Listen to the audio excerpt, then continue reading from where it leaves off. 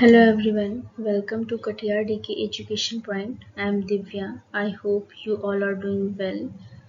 तो आज हमारी क्लास 7 है। इससे पहले की 6 क्लास अगर आपने नहीं देखी हैं तो आप उन्हें जाकर देख सकते हैं। तो क्लास की शुरुआत करते हैं। क्वेश्चन नंबर 1, मौर्य वंश के अंतिम शासक बृहद्रथ की हत्या कब तथा किसने करके मगध में शुंग वंश की स्थापना की? इसका आंसर है 185 ईसा पूर्व पुष्यमित्र शुंग। पुष्यमित्र शुंग जिसने मगध पर शुंग वंश की नींव डाली वह ब्राह्मण जाति का था। शुंग शासकों ने अपनी राजधानी विदिशा में स्थापित की बृहद स्तूप का निर्माण पुष्यमित्र शुंग ने करवाया। क्वेश्चन नंबर 2, अपनी हत्या के समय बृहद्रथ क्या कर रहा था? तो इसका आंसर है सेना का निरीक्षण। क्वेश्चन नंबर 3, मिनांडर के आक्रमण के समय उत्तर पश्चिमी सीमांत प्रांत का राज्यपाल कौन था जिसके नेतृत्व में शुंगों ने यवनों को पराजित किया? इसका आंसर है वसुमित्र। वसुमित्र कौन था? पुष्यमित्र शुंग का पुत्र था। क्वेश्चन नंबर 4, पुष्यमित्र द्वारा कराए गए अश्वमेध यज्ञ में उसके पुरोहित कौन थे? इसका आंसर है पतंजलि। पुष्यमित्र शुंग ने 2 बार अश्वमेध यज्ञ किया। इनके लिए पतंजलि ने अश्वमेध यज्ञ कराए। क्वेश्चन नंबर 5, कब और किसने अंतिम शुंग शासक देवभूति की हत्या कर कण्व वंश की स्थापना की? इसका आंसर है 73 ईसा पूर्व वासुदेव। शुंग वंश का अंतिम शासक देवभूति था। इसकी हत्या 73 ईसा पूर्व में वासुदेव ने कर दी और मगध की गद्दी पर कण्व वंश की स्थापना की। क्वेश्चन नंबर 6, कण्व वंश का अंतिम राजा कौन हुआ? इसका आंसर है सुशर्मा। सिमुक ने 60 ईसा पूर्व में सुशर्मा की हत्या कर कण्व वंश का अंत कर दिया। सिमुक ने सातवाहन वंश की स्थापना की। क्वेश्चन नंबर 7, सातवाहन शासकों ने अपनी राजधानी कहाँ स्थापित की? इसका आंसर है प्रतिष्ठान में। प्रतिष्ठान में उन्होंने अपनी राजधानी स्थापित की। प्रतिष्ठान महाराष्ट्र के औरंगाबाद जिले में स्थित है। क्वेश्चन नंबर 8, कण्व वंश की जानकारी के लिए सर्वाधिक महत्वपूर्ण स्रोत है?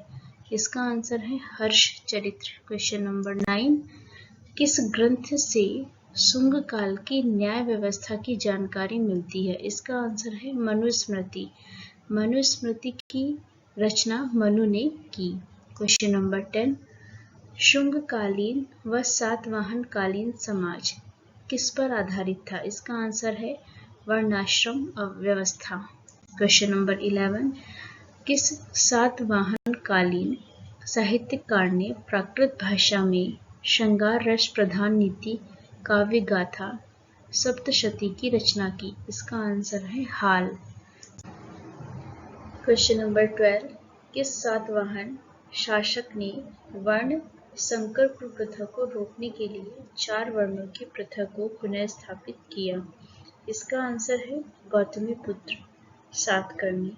सातवाहन वंश का सबसे बड़ा तथा पराक्रमी शासक गौतमीपुत्र सातकर्णी था।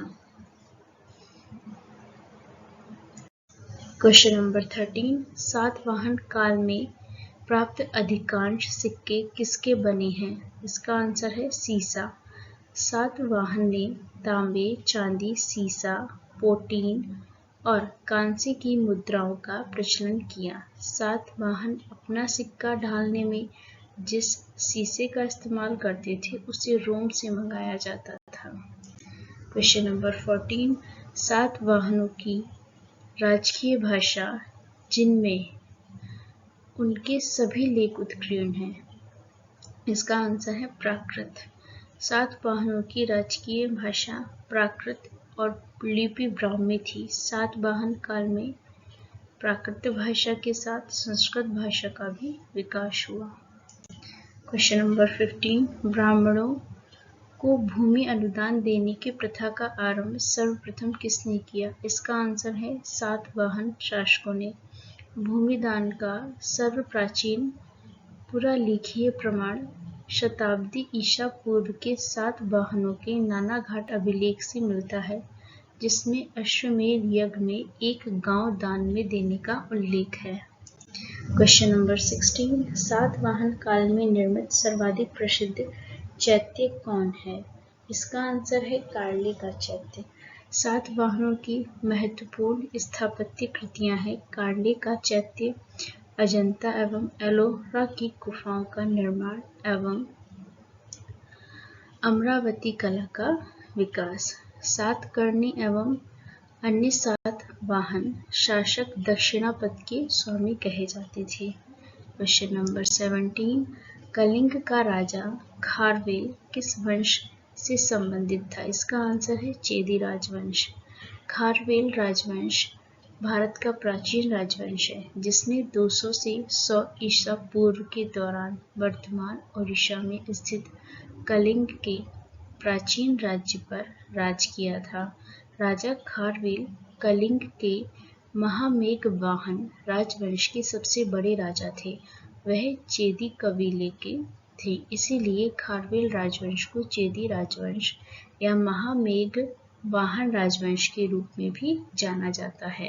क्वेश्चन नंबर 18, खारवेल किस धर्म का अनुयायी था? इसका आंसर है जैन धर्म। खारवेल जैन धर्म का अनुयायी था और उसने जैन मुनियों के लिए उदयगिरी की पहाड़ी में गुफा का निर्माण कराया था। क्वेश्चन 19, हाथी गुफा शिलालेख किस राजा के बारे में जानकारी का स्रोत है? इसका आंसर है खारवेल। खारवेल राजवंश के बारे में जानकारी का प्राथमिक स्रोत हाथी गुफा शिलालेख है, जो उड़ीसा के भुवनेश्वर के पास उदयगिरी हिल्स की दक्षिणी तरफ पाया गया था। क्वेश्चन नंबर 20, पहली विदेशी जाति जिसने भारत की भूमि पर अपनी सत्ता स्थापित की? इसका आंसर है यवन। भारत पर आक्रमण करने वाले विदेशी आक्रमणकारियों का क्रम है हिंद यूनानी, शक, पहला, कुषाण। भारत में यवनों को भारतीय यूनानी या हिंद यूनानी या बैक्ट्रियन यूनानी या बैक्ट्रियन ग्रीक आदि नाम से भी जाना जाता है। भारत में सबसे पहले हिंद यूनानियों ने ही सोने के सिक्के जारी किए। वीडियो अच्छी लगी हो तो वीडियो को लाइक करें, शेयर करें, चैनल को सब्सक्राइब करें। Thanks for watching this video.